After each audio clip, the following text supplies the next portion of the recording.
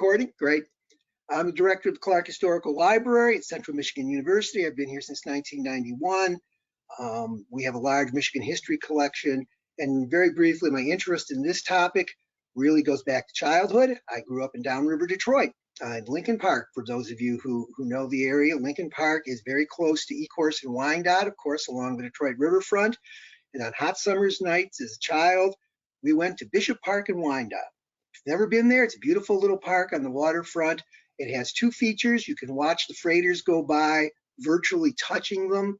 And the other thing in the good old days is you could look to the north and see the steel plants in the night pour molten iron steel. It had fireworks every half an hour. It was great. Okay, that's the brief introduction. That's why I got interested in this subject. Let's go to the presentation because that is really why you're here. You don't really need to know about me at all. Let me give you two fair warnings. The first one is I don't talk about shipwrecks in this presentation. Shipwrecks are a fascinating subject. In fact, I see Fred Stonehouse is in the audience, which scares me. He knows more about most of this than I probably do. But if you want to read about shipwrecks, go read his books. They're good books. But shipwrecks, from my point of view, are bad for the people who own the cargo, bad for the people who own the boat, bad for the insurance company, and really bad for the crew. The goal of the industry isn't to wreck the ship, it's to get the ship where it's supposed to be, when it's supposed to be there, with the cargo. And that's what I'm interested in talking about. Second, and this is my other big confession, I've never worked on a working boat. So when we get to the chat, don't send me anything about, tell me about your first experience as a deckhand, because, the only experience I have on a Great Lakes boat is, and those of you from Detroit will know about this, the Boblo boats, the Columbia and the St. Clair, the old day trip ships that used to go from Detroit and Wyandotte down to Boblo Island, near Lake Erie, and in the Detroit River near Lake Erie, which was an amusement park. It was a fun ride, but that's about as far as I've ever gotten on the water in anything like a freighter. So those are my self-confessions to you. And at this point, if that's too much, you can all just, go do something useful with your lunch hour, go shopping. But if you're still there, there's a lot of things I could talk about that comes from the book I wrote. There's a lot of things that you can look at over the 20th century. You can talk about the ships themselves. The ships, of course, were magnificent machines. They changed dramatically over time. You can talk about the rebuilding of the lakes for the ships. That's something that the Corps of Engineers is critical to.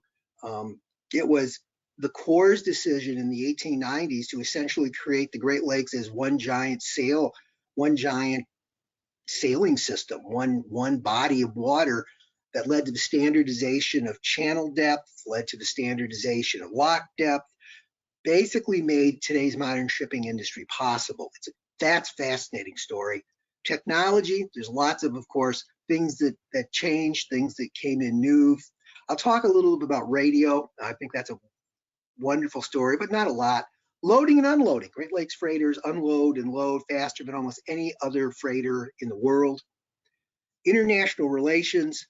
About 2/3 of the Great Lakes sailing channels, shipping channels, are in the US waters, about 1/3 in the Canadian waters. If we didn't agree, it would be a mess. So international relations are very important. Labor relations, I will confess that I got a PhD in labor history, so I like labor history. Corporate management.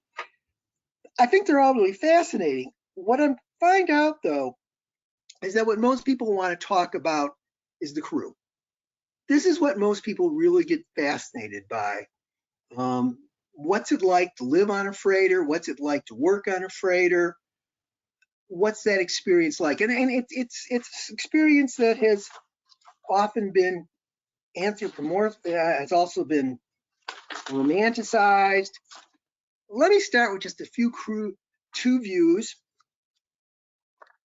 One is James Oliver Curwood. If you know the name, he was a very prolific Michigan author, lived in Owasso in the late 19th and early 20th centuries, wildly popular in his day, million book bestseller kind of things.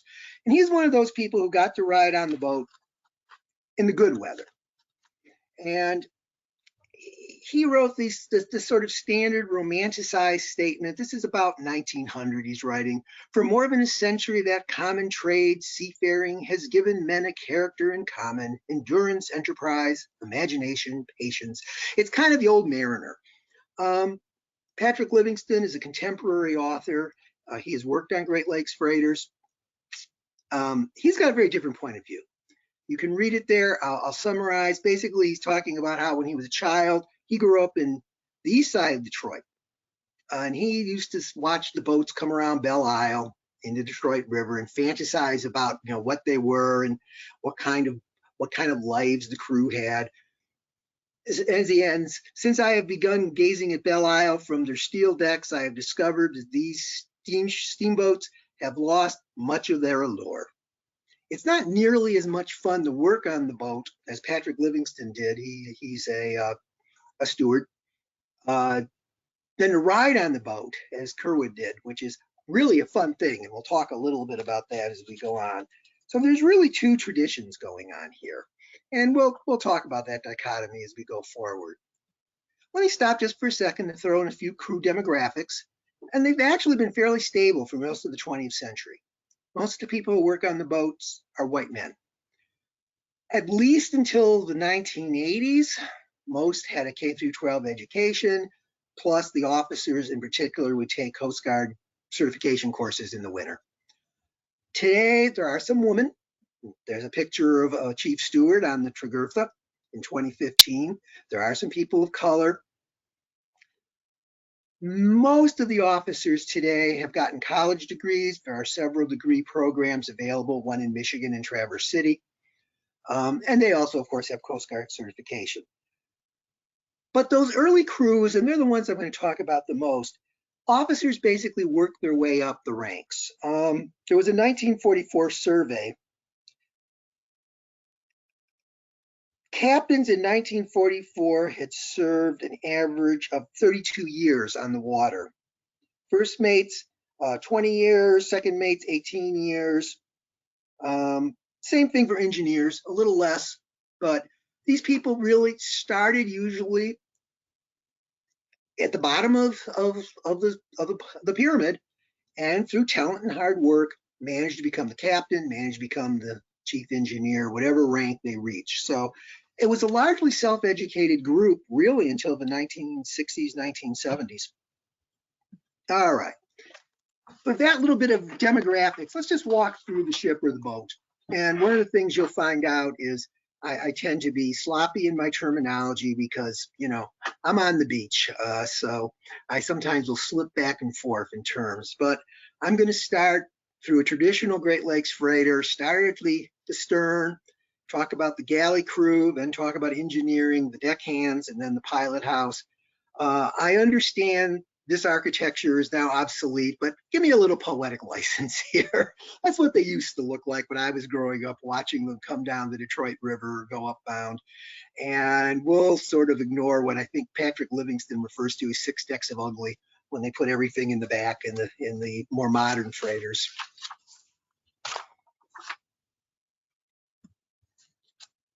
All right, so starting in the galley, this is just a convenient picture of showing you a little before and after. That's a contemporary gallery and the freighter Wolverine, cafeteria style service. There's a chef back in 1939, probably a first, maybe the second chef with the porter watching on, doing a flip of something or other in the pan. What does the galley do? Well, it's pretty clear to all of you, the galley kept people fed. The steward was the chief cook, the supervisor.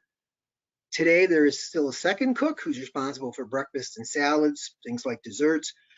In the good old days being probably prior to World War II, there was also a third cook. Third cook worked mainly the night lunch.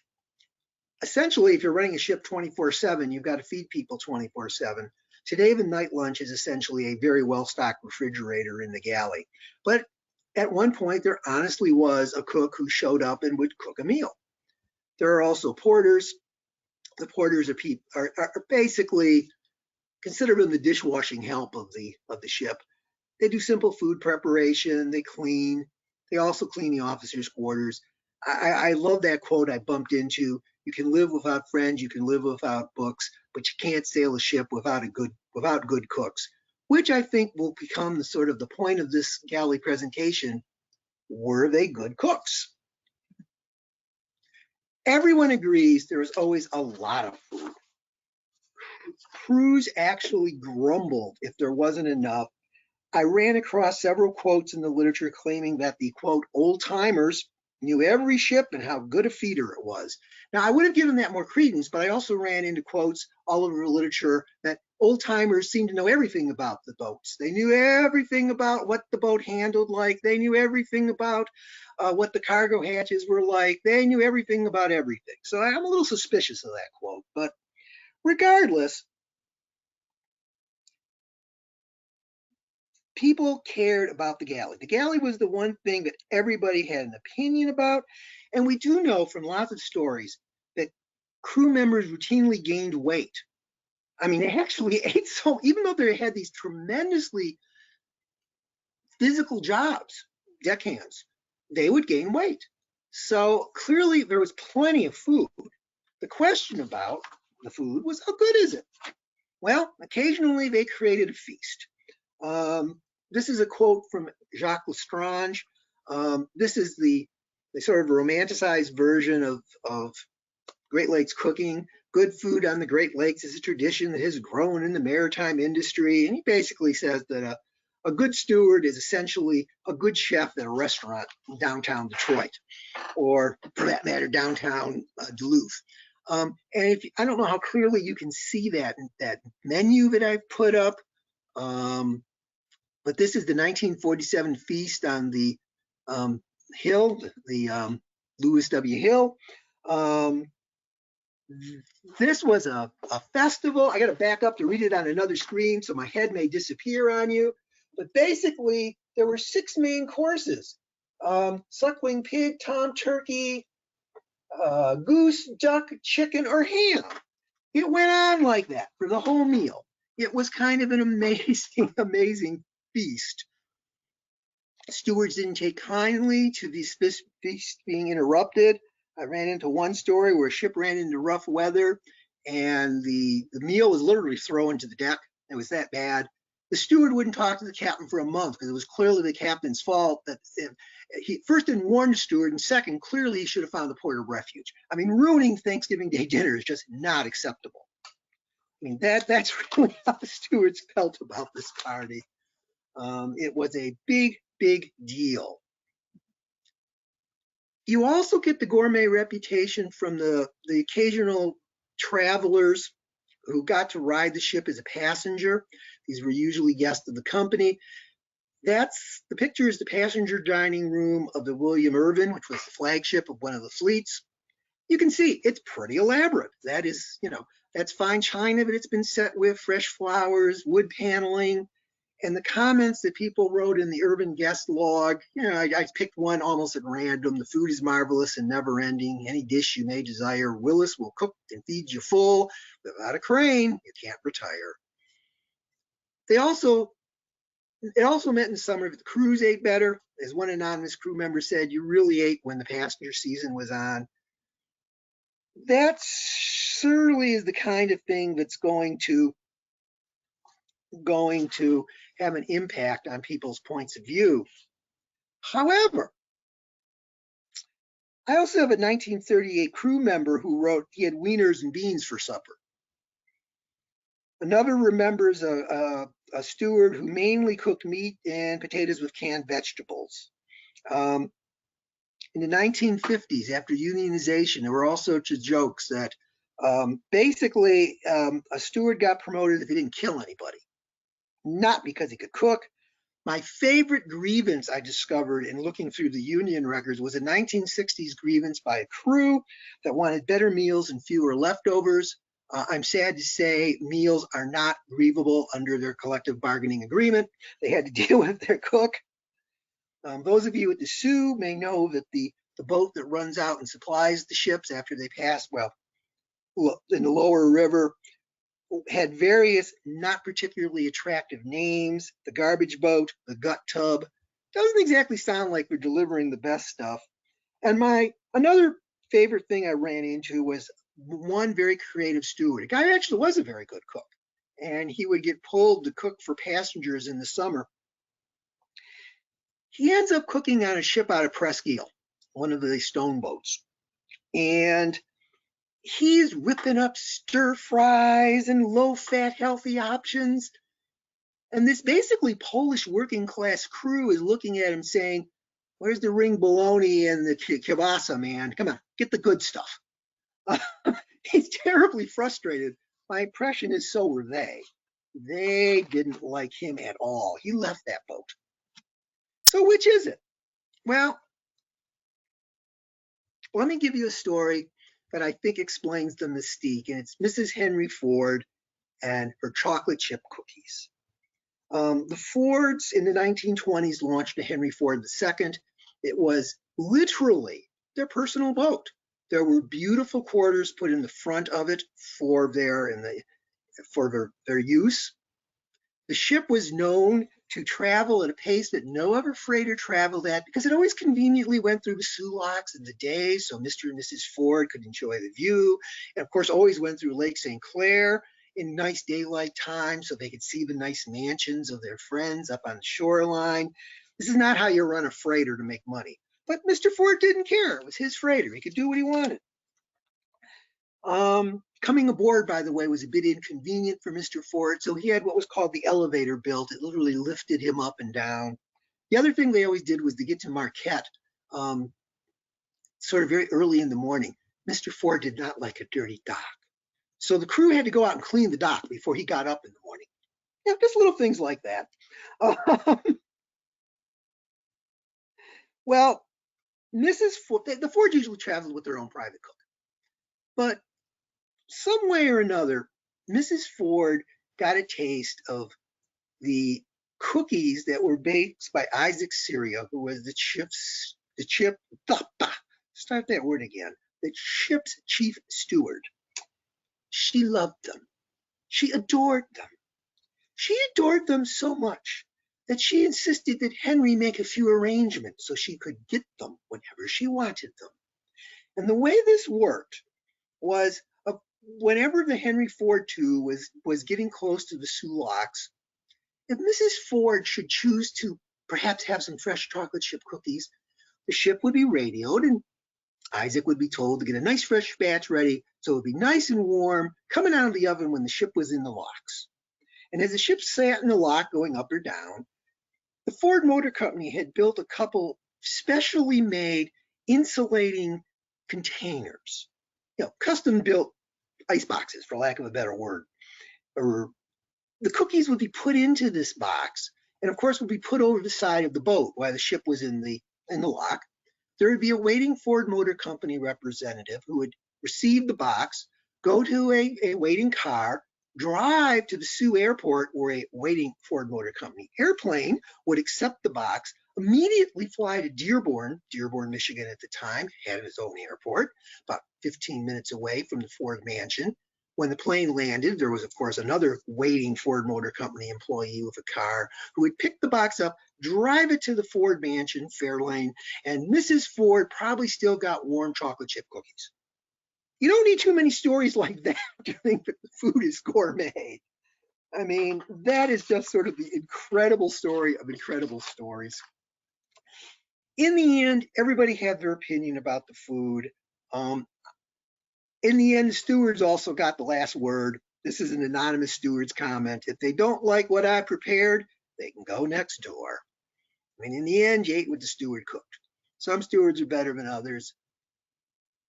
How good it is, I'll leave others to judge. I think it was probably more average than gourmet, but it's a matter of opinion. All right, let me move on to engineering. This is a couple pictures of engineering. We'll talk about tickling the gears in a couple of minutes. Basically, the engineering section was responsible for keeping the ship moving.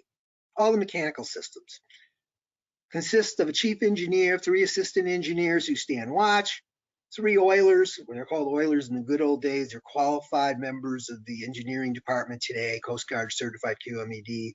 And prior to the 1960s, the black gang, these were the people on coal-fired vessels who actually put the coal into the boiler.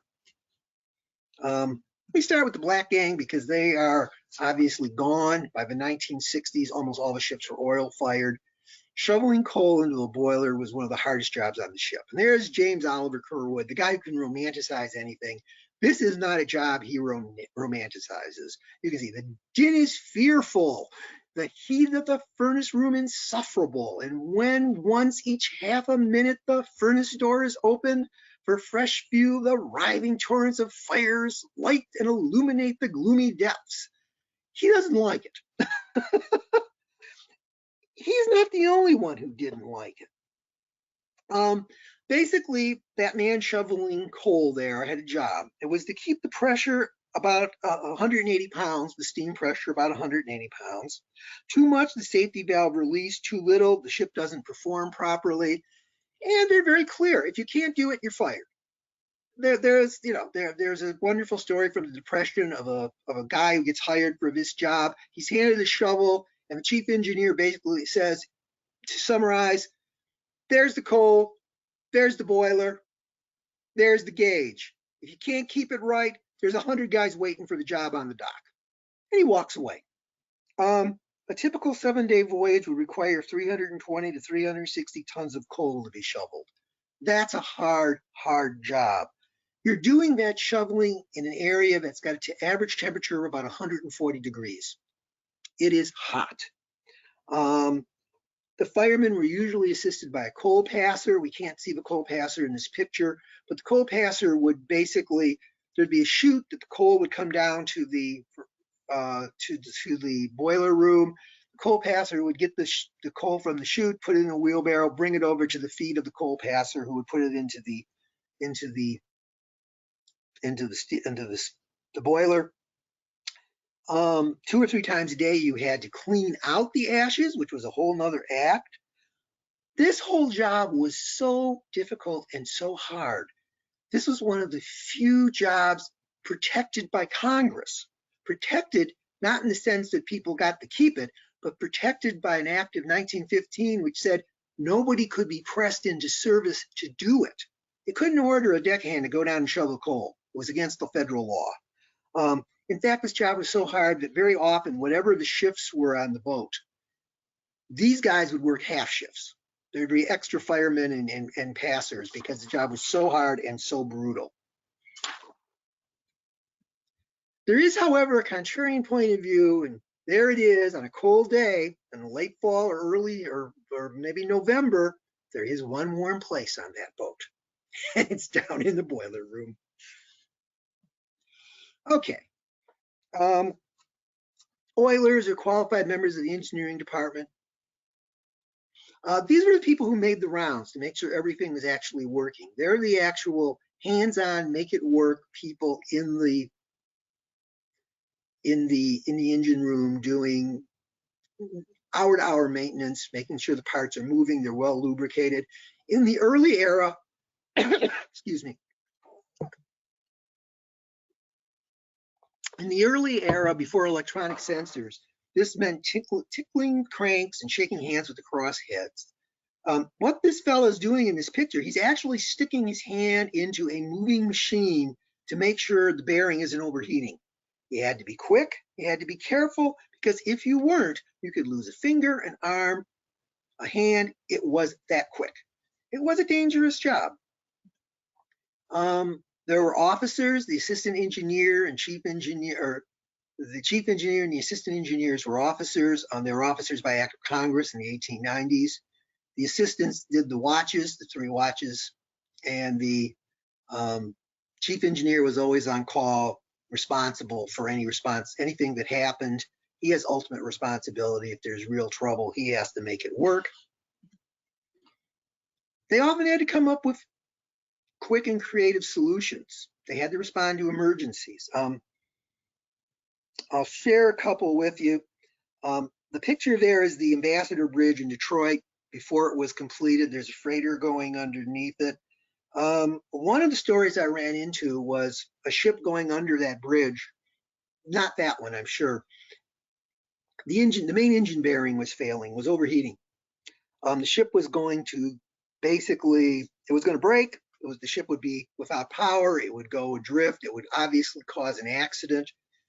The chief engineer thinks about this for about a minute, shuts the engine down, probably without telling the captain, who would have had a heart attack, rigs a fire hose through all those moving parts so that it's not going to get cut, starts the engine up again, starts the fire hose up, uses the fire hose in the cold water to cool the bearing enough to get to port. It worked. Another example of engineers quick thinking. This is my Edmund Fitzgerald story, and we're not going to sink the boat, okay? We're going to save the boat in this story. They're on a routine downbound trip. They're on a basic course, getting near Port Huron. The captain orders a minor course correction. The helm doesn't respond. The captain sort of goes, "What do you mean?" They play around in the pilot house. The helm doesn't respond. The rudder just won't turn. The captain orders the engine to full reverse. The ship doesn't like it. It shudders violently. He basically tells the engineer to go inspect the steering apparatus and the rudder to see what in God's name is happening. A few minutes later, the chief engineer comes running into the pilot house, doesn't say a word, and before anybody can say anything to him, reaches over to the helm and turns the autopilot from auto to hand. That was the last time that captain ever used autopilot again. But you can see again, the engineer had to figure it out. What in God's name is wrong with this ship? Why is it not working properly? I have one other crew just for fun. This was the WW Holloway. The Holloway was a small cell phone loader. It was always banging through the mud in poorly maintained ports. It would shear the heads off the rivets and eventually pop holes. The thing got so bad that the pumps were constantly running to get the water out of it. The chief engineer eventually figured out a fix. He would take broom handles and he'd whittle them down to about the size of a rivet. And when the ship was floating high, running empty, he would take a mallet and knock the wooden plugs into the holes. Of course, when the ship got fully loaded, it would go back, those holes would go back under the water, the wood would swell and plug the hole. It's kind of an ingenious fix. And by the way, the story I read said he always had a bucket full of them with him. So apparently he used it all the time. All right, let's go on and talk about the deck crew. Couple pictures of the deck crew doing their thing. What was their thing? In port, open and close the hatches, assist with loading and unloading the cargo. This included actually tying the ship onto the dock. It was not a particularly fun job. At sea, the deck crew did vessel maintenance, cleaning and painting usually. They also did all sorts of other manual labor. Deck crew are basically blue-collar workers, if you want to compare them to the industrial workers on the beach. A sailor who hired in 1904 recalled being very concerned because he had absolutely no experience on a boat. The officer who hired him had one question: "Can you scrub?" The guy said yes, he got the job. So, this was not the kind of job that took a lot of training. It was, however, a job that took a lot of work. Particularly in the pre-World War II era, the deck crew had to remove and put back the hatch covers. They came in 3 models: wooden, telescoping, and solid metal. All of them were hard work. All of them were dangerous work. The wooden ones, which were the oldest, were the hardest. 2 deck hands would use something that looks like a baseball bat to lift them up and put them aside. Telescoping, which is the ones on the bottom left, could be drawn back by a steam winch. But the problem with them is there were all sorts of cables moving around the deck. They were very dangerous. It was very easy to get yourself hurt. In fact, I read one story of a man who tripped on one, was caught, pulled back. His leg was caught in the cable. Fortunately, the guy who was operating the cable stopped it. He was only knocked unconscious. He kind of groggily got up and went to his bunk. 15 minutes later, the second mate was banging on his door, and since he was still alive, he told him to get back to work. OSHA didn't apply in those days. Workers' comp, not so much. Obviously, the modern freighters today use those large solid metal hatches. They're all dangerous, however. They all have problems with them. The other thing is, no matter which one you used, clamps always had to be applied. Removing them, putting them on was back-breaking work. Depending on who you read, I saw one person claim there were 56 clamps on each on 18 cargo hatches. For those of you who don't want to do the math, that's 1,008 clamps. Another Hill and Lake Effect says it was more like 90 clamps per hatch cover. It was a back-breaking job. It was really, really hard work. Your arms would ache, your legs would ache. If you had older hatches, wooden or telescoping, you usually had to put on large tarps to make them water resistant. Again, a very difficult job. You draped it over the hatch, as the people in this picture are doing, and then you would use thin pieces of board pushed up against the edge of the coaming of the hatch, the metal extension upward of the hatch, and fasten them all in with fasten the whole thing together with clamps. It was, again, a very hard job. If it was a hard job on a nice day like that, consider it on a day like this. This is a day in the winter. Hatch covers froze like that. You had two choices. You could chip off the ice, or you could use hot water. Hot water was a lot faster, but if it didn't work, not only did you still have to go back to chip off the ice, but you turned that deck into something that looked like an ice rink. It was not fun. And if that doesn't look like fun, that's a picture from the Great Storm of 1913. If a tarp loosened or blew off, crew was going out to fix it. Didn't matter what the weather was. In fact, if the weather was like that, it was even more essential that they did it. If the hatches began to take on water, the ship could sink.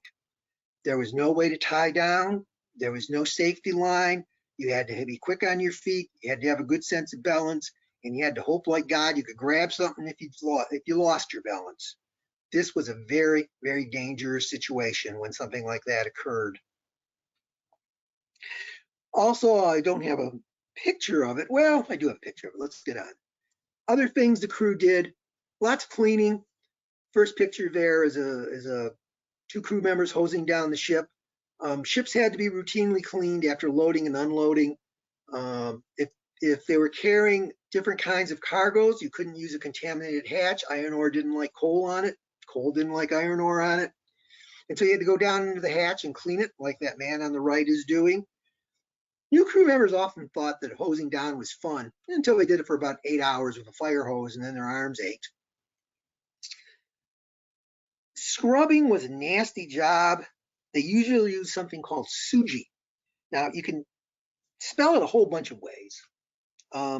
But basically, you took about 24 bars of soap, you mixed it in pails of hot water, you threw that into a barrel with more hot water and a quart of turpentine, then you steamed all that with some more hot water or steam until you cooked it for 30 minutes.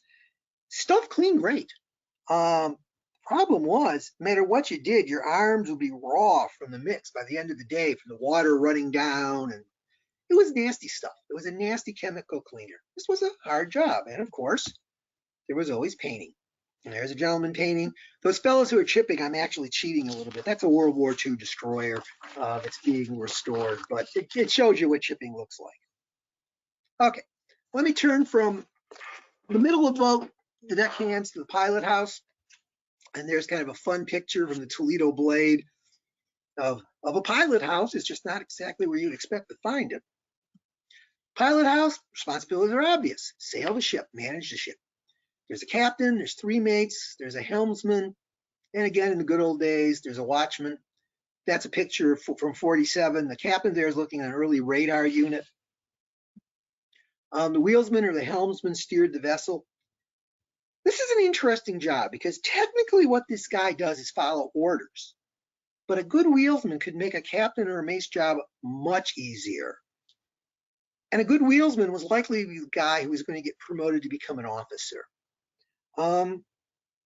This was also a difficult job. A Great Lakes freighter was tremendously unresponsive. Generally speaking, when you turned the wheel, you had to correct before the ship actually responded. You could always tell when there was a new helmsman out because he gave the ship too much wheel and the stern would kind of wiggle back and forth. New helmsmen were almost always trained in the dead of night when the captain wasn't around because the captain would just go ballistic about wasting fuel and time as the ship wiggled down one of the lakes. Truly experienced helmsmen had some wonderful tricks. One of the best ones I ever read about was a guy who stood backwards on the wheel going out of port, watched the receding the lights, and used that to guide the ship out of the harbor. Of course, you had to remember to do everything backwards, but other than that detail, it was a really clever idea. It was a physically demanding job for a lot of reasons, but it also, although the rudder itself had a motor on it, the wheel there and the motor were connected by chain. So there could be 500, 600 feet of chain you were actually turning. Do this job for 8 hours, and again, your arms ached. It was very physical, as I said. It's hard work. Nevertheless, it had its charm. This is a quote from a wheelman who was going through the St. Mary's River on a dark, clear night. A small north breeze rippled the water, humming in the rigging. The moon was setting over the dark pines to the west, while the northern lights flung their eerie banners flaring to the northern sky. All else was dark except for a line of boys blinking on either side and the brilliant gleam of the range lights ahead of the stern. You felt as though you're in another world. It was strong wine. Yeah, this job had some real poetry to it if you were so inclined.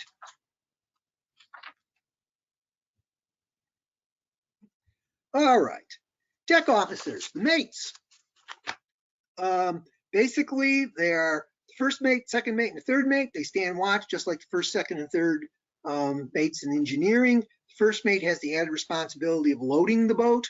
That actually turns out to be fairly tricky. If you load the boat incorrectly, it can bend. It'll sag in the middle. It'll bend up in the middle. You have to be very careful. The other thing is some wheelsmen, some helmsmen, like the boat a little heavier in the back. They like the boat to have a little more weight in the rear. Now you had to accommodate them. The problem with the poor mates is nobody remembers them. I mean, it's really sad. I looked in vain for mate stories. Mates just sort of disappear. Nobody seems to care. Captains, on the other hand, everybody had a captain story. Even the captains had captain stories. It's a great way to make $1. 99% boredom and 1% pure hell, said one captain. Captains were always on call. They were paid to worry. Another source claimed they became nervous and gray-haired by 50. Captains also were managers. There's some quotes from the Pittsburgh fleet in the 1950s, basically saying, forget, navigation's important, but get concerned about costs. And there's a list of some things there that costs would be kept track of.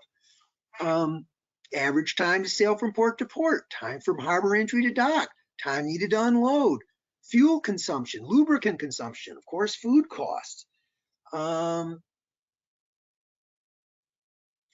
Captains really were, in addition to being captains and keeping their boat from sinking, plant managers. Think about a captain essentially as a plant manager whose plant unfortunately can sink. And that's basically what his job is. But as I said, everybody's got a captain story. I'm going to share a couple with you just for fun. Let me share one that's collective about captains, and that is that captains didn't like to be managed. And the way this came about, the interesting way to see it is in the beginning of the 20th century when radios were being introduced on the Great Lakes. In 1906, the first radios were put on the Great Lakes. They were in railroad car ferries, running on Lake Michigan. You'd think captains would love it. Instant communication, instant updates about weather. captains resisted it like crazy. They didn't like it. They figured that the Home Office would interfere in how they ran their boat, and they didn't want to do it. Finally, in 1924, they strike a compromise. Never mind that you can have voice-to-voice radio on the Great Lakes. We're going to use telegraphy. Morse code. It was slow. It made it hard to tell the captains what to do. Actually, it was federal law in 1934 that forced the ships to adopt radio telephones. So captains were an interesting type. So, all right, I said a couple captain stories. All right, let me start with some fun ones and end with really one that shows what a captain was made of when that 1% pure hell happened. I remember one story I read. It was about a heavy drinking captain who, when asked how long it would take to get to Saginaw, said, in about 6 beers. Yeah, that's one way to measure time. Another was a guy named Captain Revenue. And on paper, this guy is a model officer, just a model officer. But his chief engineer's son one day says, well, gee, Dad, you must love this captain. And the engineer tells his son, not really. It's just that he's the luckiest man on God's earth. Turns out this guy could do absolutely nothing right. He was a terrible ship handler. He always was panicking. He was always running around yelling and swearing at the people that were with him in the pilot house. He was so bad that when he was coming into a port, the crew would kind of quietly gather, just kind of around the sides to see what piece of dumb luck would get this guy out this time. And it always did. He had a great career. He was amazing. There are other captain stories, but in the interest of actually ending on time, because I just looked, it's 1:15. Let me talk about a captain on Lake Superior in November 1926. And this is one of those stories, the 1% hell. It's the Peter A.B. Widner. It's on a routine run for Duluth, coming up upbound, about 120 miles from port, heavy seas, bad weather. It's November in Lake Superior. The captain suddenly discovers the rudder's been torn away. He's got no control. This boat has no radio in 1926. Distress signals or flares are sent up. Several nearby freighters respond. They can't get a line on the ship. The weather's too rough.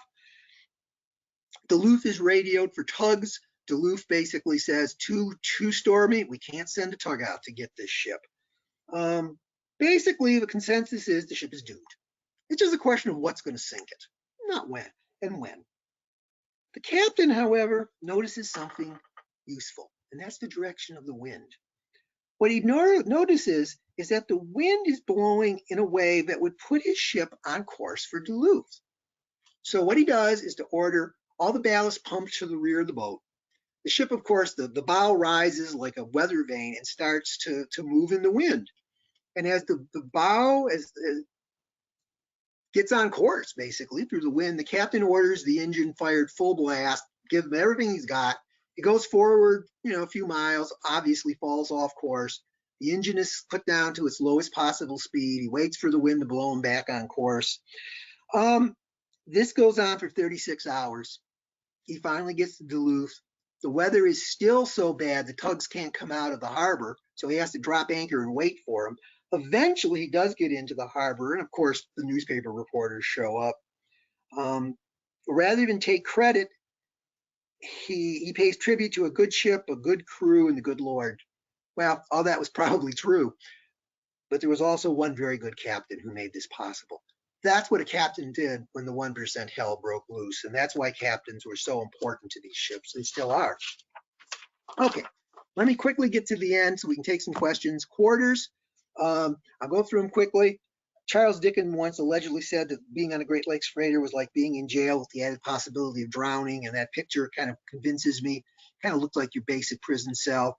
Accommodations were very sparse, and because ships were varying dates, because their service was so long, you could run into all sorts of things. But a stateroom in the 50s had 2 bunks, a linoleum covered floor, 2 closets, a lock with lockers and a wash basin. That was it. Mark Thompson in 1996 describes his quarters aboard the Calcite 2, 10 by 10 foot room with a 6 by 6 bath. He's got a couple portholes for ventilation. He's got a couple file cabinets, or a file cabinet, a 2-drawer file cabinet, and some survival equipment. What did they do off duties? Well, this is, again, the romanticized version. This is the Saturday Evening Post. In the evening, the crew members congregate in the galley aft to drink coffee and swap tales of the lakes and their wartime experiences. Yeah, the problem with that is not so much. It just didn't happen. What they basically did was sleep, eat, and if possible, find some way for recreation. There weren't a whole lot of opportunities. Sleeping is what they did most. It was hard to sleep on a boat. It's noisy, and every account I read remembered the fog whistle. 3 short blasts once a minute. That'll keep you up all night. What you could do in your off time, if you didn't sleep, we could go for a walk, but that was a problem because both bugs and birds used Great Lake freighters as basically floating islands. The bugs could be so thick that you'd sometimes have to hose them off. They were slippery. The birds, particularly the seagulls, loved to dive bomb. Reading and card games were possible, later on TV and radio, but usually before satellites, you would be days where you couldn't pick up a TV or a radio signal. Lots of smoking and drinking, lots of storytelling. I'll share 2 quick stories with you. Yeah, all right. One's a drinking story of an old timer who took a young man under his wing in Wisconsin. They went to Molly's Tavern and then moved on to Tommy Burns Tavern. Now, you might wonder why they did that. Well, the young man said, now, Tommy had the cheapest prices in town, but his clients did not smell well and often spoke very poorly. So you had to go to another bar and have a couple drinks to dull your senses to enjoy the low prices. The other account, they often talked about women. The favorite woman story I ran into was a captain in 1941 who died willing $500 to, and I quote, my girlfriend at the time of my death. 21 women in 8 cities claimed to be the girlfriend at the time of his death. The judge showed, I think, tremendous insight. He gave the money to the one woman who attended the captain's funeral. Basic problem was loneliness. It was a very lonely job. It still is a very lonely job. There's a quote from James Kerwood, romanticizing it. I'm not going to read through it. I will give you one funny story I ran into about loneliness. It's a story about the young son of a chief engineer who once asked his mother when that fat guy was going to come back who gives all the presents. And he wasn't talking about Santa Claus. Okay. What do you get to at the end of a season? Well, I think Thompson puts it very well. By the end of the season, the crew on a freighter were like people at the end of a long bus ride. Just wanted it over. All right. Last comment for me, people always ask me if you actually wanted to read a book by somebody who had been on a boat, what should you read? There's a number of books. This is a personal opinion. I love Fred Dutton's book, Life on the Great Lakes, A Wheelsman's Story. It was edited by William Donahue Ellis, published in 1991. Dutton began his career in 1916. He ended it in the 1950s. Dutton is unusually literate. He eventually becomes a lawyer, but he takes long summer vacations so he can still go back to the boat and become a wheelsman. Fascinating story. That's it. Thanks all for listening to me. It's 1:22. Are there questions, Michelle?